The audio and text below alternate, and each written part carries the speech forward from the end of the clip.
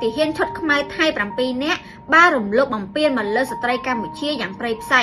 ប៉ុន្តែបែរជាកងទ័ពជើងគោកថៃបានកន្លែងព័ត៌មានដែលចេញផ្សាយថាទីហ៊ានថៃរំលោភនារីពលករខ្មែរនៅតំបន់ស្វាយជែកស្រុកកំរៀងខេត្តបាត់ដំបងនេះគឺជាព័ត៌មានមិនពិតជាក់ស្ដែងហេតុការណ៍នេះបានកើតឡើងនៅពេលដែលពលករដែលជាស្ត្រីខ្មែរបានវិលត្រឡប់មកពីប្រទេសថៃមកកម្ពុជាវិញនៅយប់ថ្ងៃទី15វិច្ឆិកាឆ្នាំ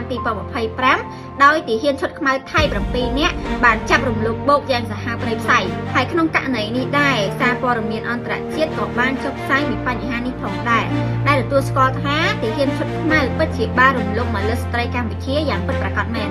ទង្វើនេះកម្ពុជាពិតជាមិនអាចទទួលយកបានឡើយហើយទង្វើនេះត្រូវបានចាត់ទុកថាជាការរំលោភផ្លូវភេទគឺជាបទឧក្រិដ្ឋនិងជាការរំលោភសិទ្ធិមនុស្សយ៉ាងធ្ងន់ធ្ងរដែលត្រូវផ្ដន្ទាទោសដោយគ្មានការលើកលែងមកដល់ពេលនេះអ្នកប្រព្រឹត្តនៅមិនទាន់ទទួលទោសទេ